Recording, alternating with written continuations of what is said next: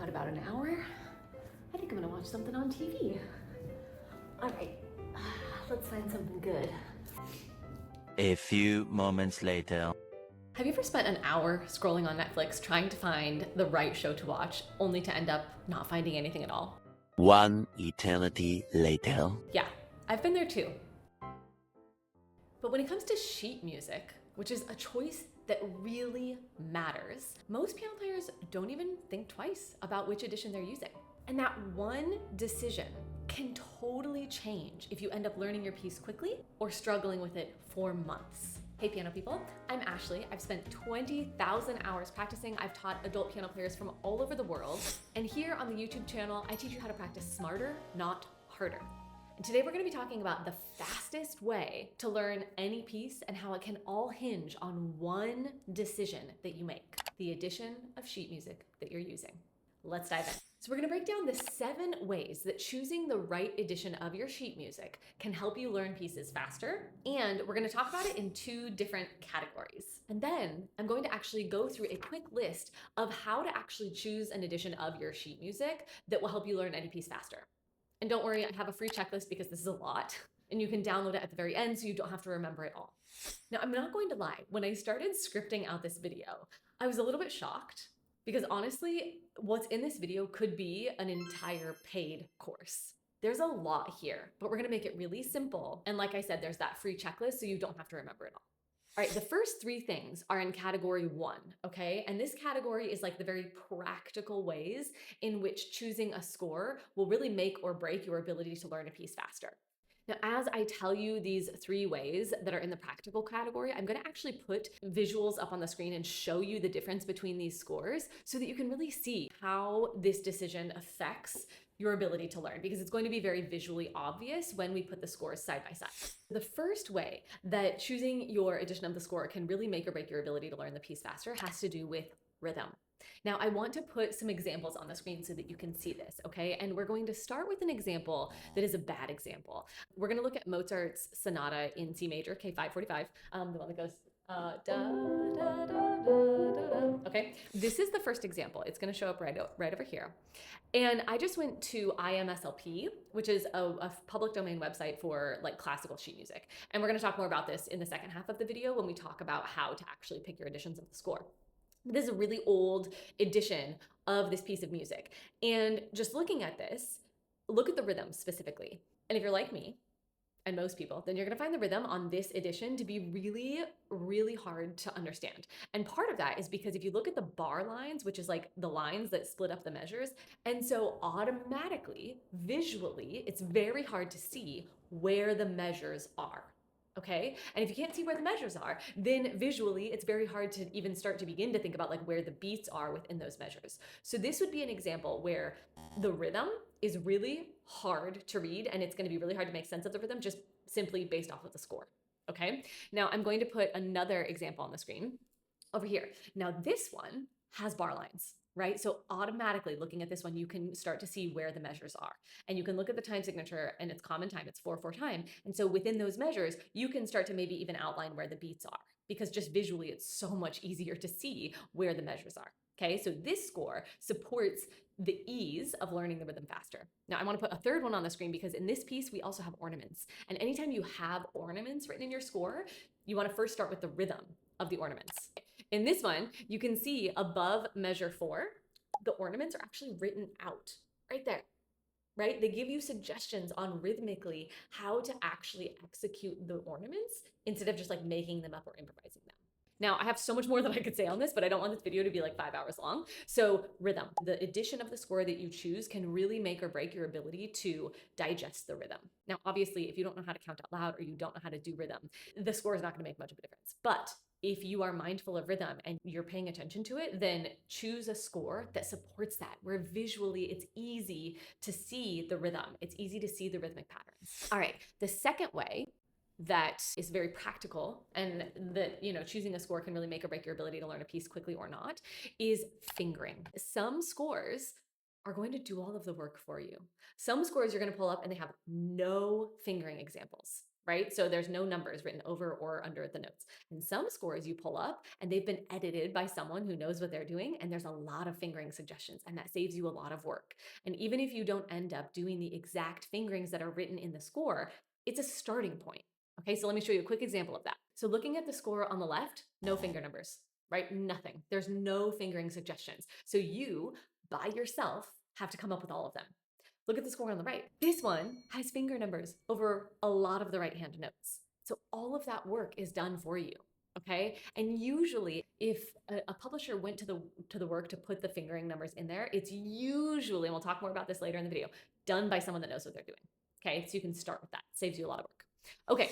The third way that choosing a score can make or break your ability to learn a piece faster is with notes, right? Just simply the way the notes look. Now, I want to show you an example of this too.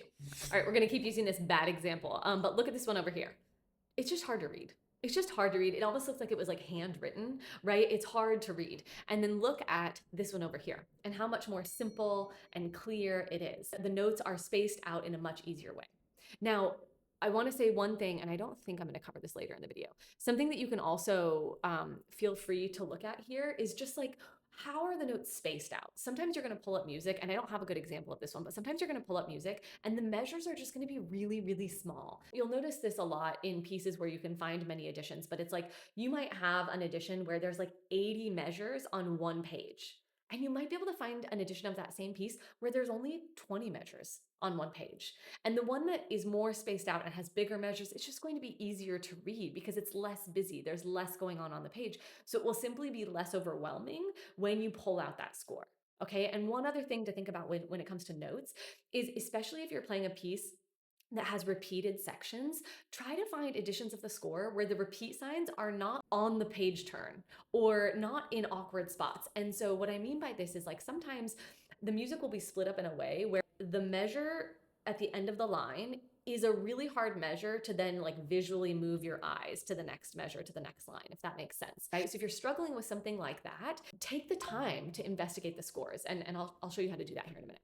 Okay, so those are like the very, very practical learning stage things that are going to, like, it really does make or break if you are using a good score or not. Okay, and now I want to talk about the next 4 ways that choosing the right sheet music can really help you. And this is the second category, which I'm calling the artistic category. Okay, and this category is a little bit different because the first category had to do a lot with like the layout and the way things look on the score, and how like visually just the way things look can support you learning faster or not. But this next category has to do more with like how you're going to make the music. And so the first thing in this category is articulation. And you are simply going to find different articulations written in different scores. And this is time period dependent, but especially if you're learning a piece that's from the Baroque period or the classical period, you will have different articulations in different scores. And I want to show you. Okay, so if we look at this score over here, you can see that under the left hand, there's a long slur mark, which means that the left hand should all be legato. Right? And over the right hand notes, there are little tiny slur marks all over that first line and second line, and really all over the whole first page. And these are showing us that we have little sections that are supposed to be played legato, right? And this is a classical piece. It's this Mozart sonata that came from the classical period. Now, if we look at, let's look at another one, this one, you'll notice that there are fewer articulation marks. The right hand is not riddled with those slur marks. There's a couple, but it's not all over the place. And the left hand has no articulation marks at all.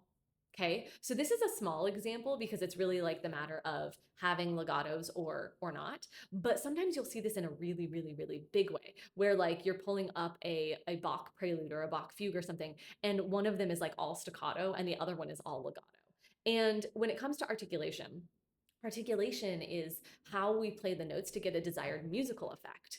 And so neither of these is necessarily right or wrong, but you have an artistic choice to make. What is the articulation that you choose that will bring forth the highest level of musicality, your unique musical expression of it? Okay, so when you're looking at different editions of scores, it's important to take note of like, what articulation do they have?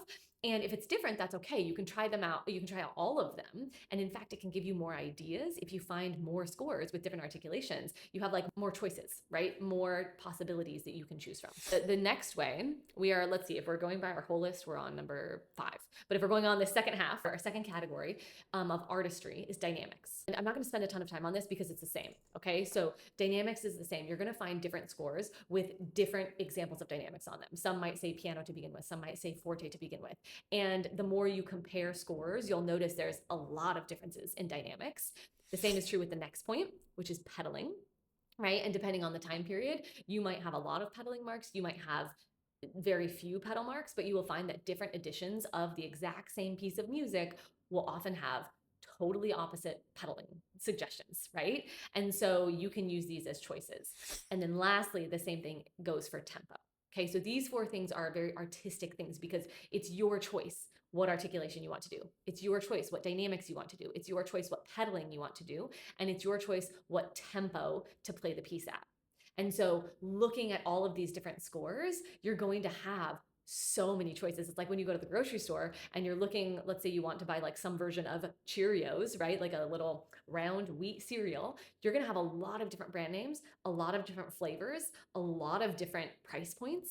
And the same is true with these scores when it comes to these artistic choices that you have to make. Lots of different options.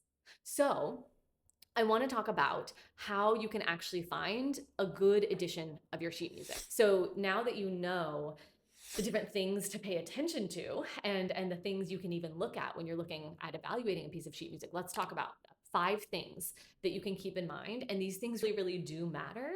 Just as if your hobby was like woodworking, you would likely develop some opinions and knowledge around like what brands of tools and nails and screws and wood glue that you liked, right? I don't know, I'm not a woodworker. As a pianist, it's important for you to know some of the publishers, editors, and websites that have solid, reputable sheet music editions. It's going to help you immensely and it's going to save you a lot of time, as you can see, because different scores are going to bring you very, very different learning experiences. So we're going to talk about 5 things. These things will be on the list as well. So the first thing is that I want you to know your source. Do a little research, okay? If you're online, do a little Google search about the platform. So one of the sources that I will often use for Western classical music is imslp.org.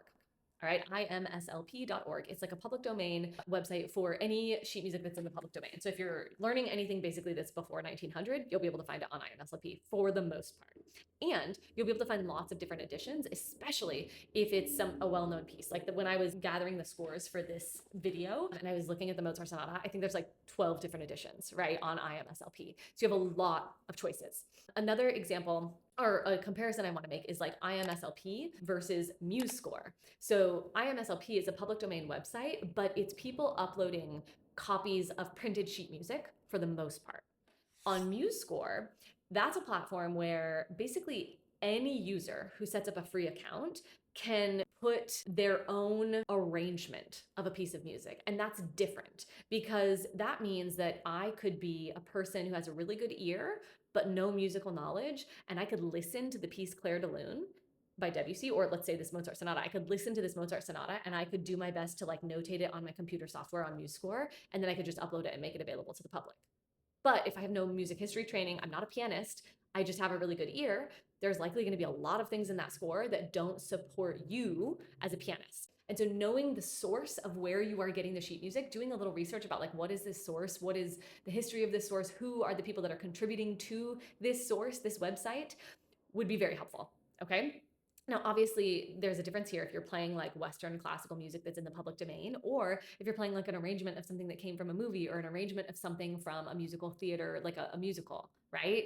Different situation, but you still need to do that research. A website like sheetmusicplus.com is always going to be a better option. You're gonna have to pay a little bit than like a free download site with tons of pop-ups and advertisements. Okay, so I wanna give you like a couple of my suggestions, and I'm not an affiliate. These are not like sponsored video, nothing like that. These are just the websites that I honestly use.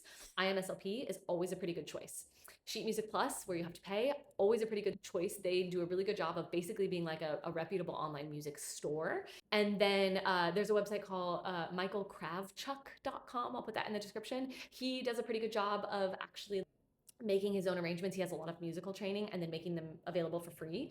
So any of those websites will be really, really good. And then if you're using anything beyond that, just double check, right? Like compare the score that you get from there to something else. Another thing you can do is check the publisher. So we talked about like the source, the website, if you're getting things online, and we'll also talk about music stores here in a minute. But the next thing is to check the publisher. So there are a few really well-known and established publishing houses.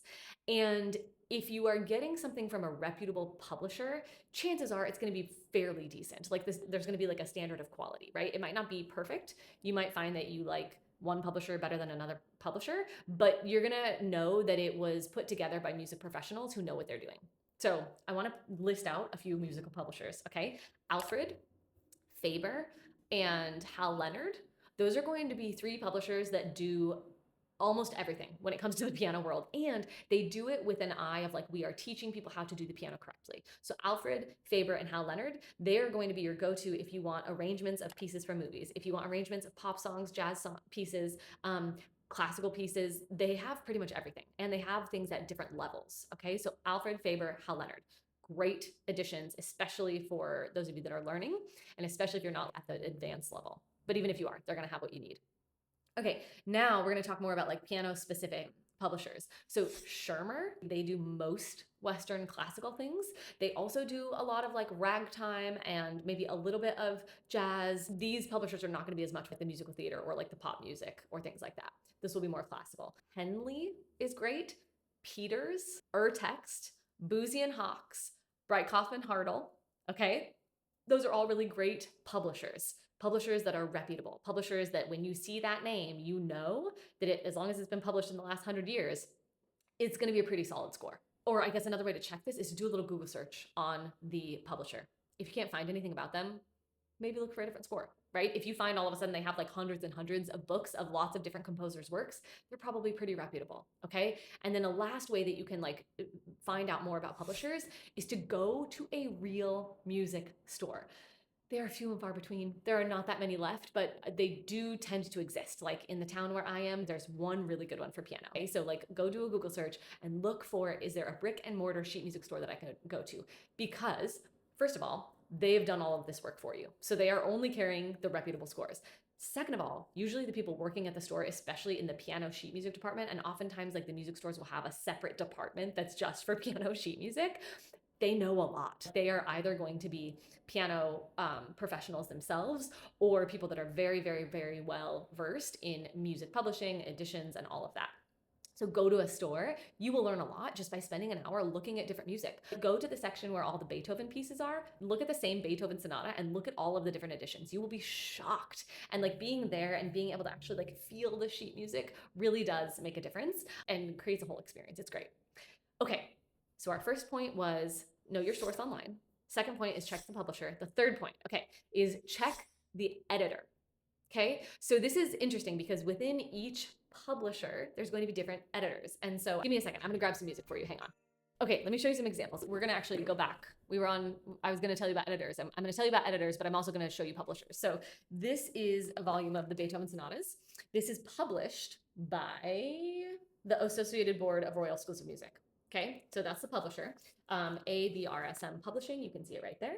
But the editor, it's edited by Harold Craxton, and it's annotated by Donald Francis Tovey. So Tovey and Craxton got together, and they are both Beethoven scholars, right? And they've actually edited. So they've written out the ornaments, they've written out their dynamics, they've written out articulation, all of that stuff was edited by these reputable Beethoven scholars and published by a reputable publishing house. Okay, and this score is going to be different from this one. This is also the Beethoven sonatas, but this is published by Henley, which is one of those reputable publishing houses that I gave you the name of. And in this one, so this one is edited by Bertha Antonia Wallner, and this is fingered by Conrad Hansen. Okay, and so I could Google search them. I know that if this is Henley, they are also reputable Beethoven scholars, but I can Google them. I can see what was their career like. How many Beethoven sonatas have they performed, right? And two very different published editions, right? And different editors. And I'm going to have pros and cons of both of these scores. All right, and this is what you'll find when you go to those music stores and you start to do your research. So, third point is check the editor. Google them. Are they a pianist? Can you find any information on them? If not, look for other editions, right? I mean, if they're not a pianist and you can't find any information about them, it doesn't mean it's a bad edition. It just means like, you know, I'm giving like a checks and balances. And if you're like, oh, I've never heard of this website, I've never heard of this publisher, I've never heard of this editor, find another score if at all possible. Okay. Last thing, not last thing, we have two things. Okay, so the fourth thing that I want you to do when you are looking for scores and you want to make sure that you can like learn faster with the score is go through this checklist and look for the editions that are first easy to read, which means bigger measures, ornaments are written out rhythmically, you have those fingering suggestions. So all of those things that we talked about in the first half of the video, and seek out those scores, right? There's never a reason for you to be working from a score that isn't serving you. And I'll give you an example of this. I one time had a piano player come to me in a class. We were in a live class in Zoom, and she said, like, this is this score that my teacher gave me. And as we were going through it, she was dealing a lot with what I was talking about earlier of like the repeat signs were really hard and visually like didn't make a lot of sense. She was having to do a lot of page turns because of the way the measures were laid out. And she was working on a Chopin nocturne. And I was like, can we just look at a different score? Like even I was really struggling, and I'm familiar with the piece, right? I've taught it 100 times. And I was like, I'm having a really hard time reading the music here just because simply the music is laid out in a really funky way. Let's just get another score. And sometimes the answer can be as simple as that, okay? So go through the checklist, look for editions that serve what we've talked about in this video. And the fifth thing that you can do is compare and contrast. Okay. When you're doing this kind of work, obviously, none of it works if you are only looking at one score. You have to pull up as many scores as you can. And if you're in the lucky position that you're working on a piece that has like 10 editions, don't think that that's a negative thing. That's actually a positive thing because you have more choices and you have more artistic ideas to draw from when it comes to articulation, dynamics, and all of that. Okay. So the fastest way to learn any piece really does hinge on one decision, the edition or the editions that you choose. If you get that right, so many things fall into place. Rhythm, fingering, articulation, dynamics.